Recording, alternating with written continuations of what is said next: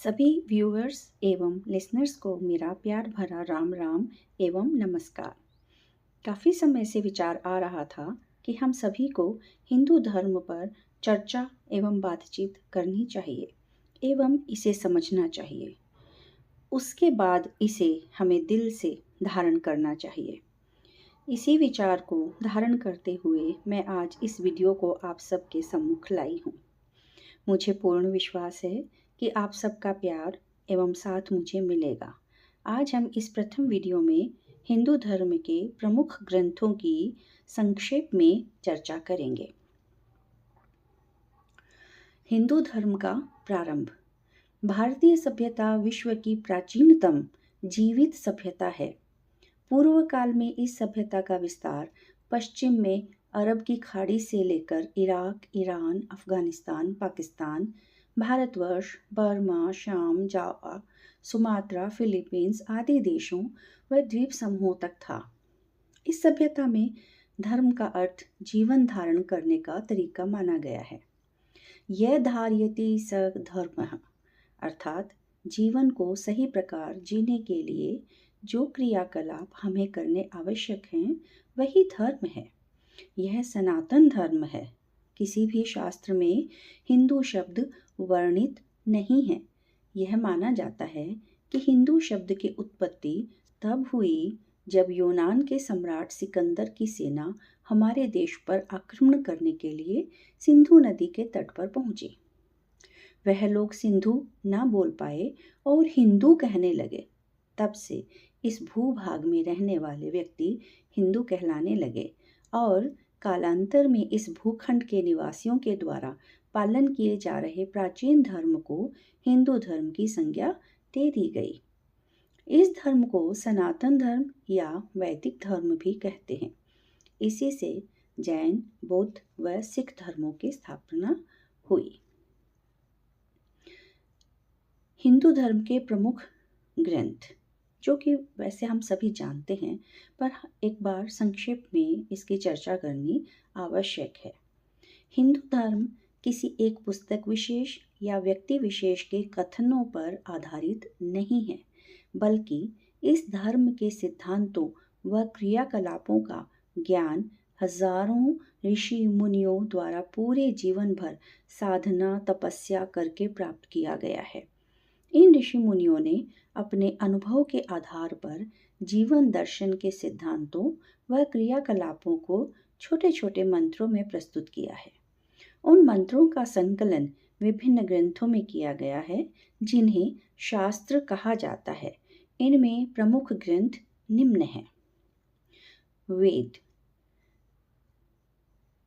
सबसे सर्वप्रथम हम वेद की चर्चा करेंगे और बहुत ही आसान भाषा में।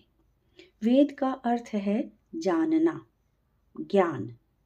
वेद 4 हैं: ऋग्वेद, सामवेद, यजुर्वेद व अथर्ववेद। इन वेदों में संसार की उत्पत्ति तथा प्रकृति के रहस्यों से लेकर ईश्वर के स्वरूप, ईश्वर की प्राप्ति के तरीके, मनुष्य के जीवन जीने के तरीके, मनुष्य के कर्तव्य, करने योग्य कार्य और उन कार्यों को करने के तरीके, जीवन का लक्ष्य, जीवन में सुख प्राप्ति के तरीके आदि का वर्णन है। वेदों के 3 विभाग हैं: ज्ञान कांड, कर्म कांड और उपासना कांड। उसके बाद हम बात करेंगे उपवेद की। प्रत्येक वेद का एक उपवेद है। ऋग्वेद का उपवेद आयुर्वेद, यजुर्वेद का धनुर्वेद, सामवेद का गांधर्ववेद और अथर्ववेद का अर्थवेद है। उपनिषद। उपनिषद का अर्थ है गुरु के पास बैठकर ज्ञान प्राप्त करना। उपनिषदों का वेद का ज्ञान कांड कहा जाता है। उपनिषदों को वेदों का ज्ञान कांड कहा जाता है। उपनिषदों में वह विद्या बताई गई है जिसके द्वारा ईश्वर की प्राप्ति की जा सकती है। इन उपनिषदों में जीवन मरण के सभी रहस्यों के विषय में विस्तार पूर्वक व्याख्या की गई है। कुल 220 उपनिषदें हैं, जिनमें आदि शंकराचार्य द्वारा भाष्य की गई 11 उपनिषदें हैं। ईशावास्य, केन, कठ, प्रश्न, मुंडक, मांडुक्य, तैत्तरीय, ऐतरेय, श्वेताश्वतर, छांदोग्य व बृहदारण्यक उपनिषद। तत्पश्चात हम बात करेंगे दर्शन शास्त्र की। यह शास्त्र जीवन जीने के तथा ईश्वर प्राप्ति के विभिन्न मार्गों के बारे में बताते हैं। दर्शन शास्त्र 6 हैं: मीमांसा दर्शन, वेदांत दर्शन, न्याय दर्शन, वैशेषिक दर्शन, सांख्य दर्शन तथा योग दर्शन। पुराणों में कथाओं के माध्यम से ज्ञान, भक्ति और कर्म को समझाया गया है। इनमें जीवन जीने के तरीके, ईश्वर का स्वरूप, ईश्वर प्राप्ति के मार्ग, उपासना के मार्ग आदि को बताया गया है। कुल पुराण 18 हैं। 18th ब्रह्म पुराण, पद्म पुराण, विष्णु पुराण, शिव पुराण, श्रीमद् भागवत महापुराण, मार्कंडेय पुराण, अग्नि पुराण, नारद पुराण, ब्रह्म वैवर्त पुराण, लिंग पुराण, वाराह पुराण, स्कंद पुराण, वामन पुराण, कूर्म पुराण, मत्स्य पुराण, गरुड़ पुराण, ब्रह्मांड पुराण, भविष्य पुराण। मनुस्मृति हिंदू धर्म का समाज शास्त्र है। इसमें समाज को सही प्रकार व सुव्यवस्थित तौर पर चलाने के संबंध में नियम बनाए गए हैं, जिनका पालन समाज में रहने वाले सभी व्यक्तियों को करना चाहिए। रामायण महर्षि वाल्मीकि द्वारा रचित इस ग्रंथ में मर्यादा पुरुषोत्तम राम का जीवन चरित्र वर्णित किया गया है। राम द्वारा अपने पिता की आज्ञा मानकर वन जाना, वहां रावण द्वारा सीता हरण तथा राम रावण युद्ध और राम की विजय का वर्णन है।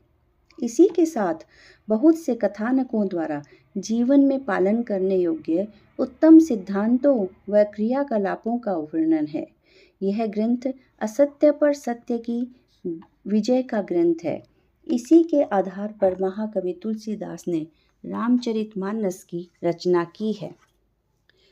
महाभारत महर्षि वेदव्यास द्वारा रचित इस ग्रंथ में कौरव पांडवों के वंश, उनके जीवन चरित्र, उनके बीच हुए युद्ध आदि का वर्णन है तथा बहुत सारे प्रसंगों और कथानकों के द्वारा जीवन जीने की विभिन्न सिद्धांतों और क्रियाकलापों का वर्णन है तथा धर्म, अध्यात्म तथा ईश्वर प्राप्ति के मार्गों का वर्णन है।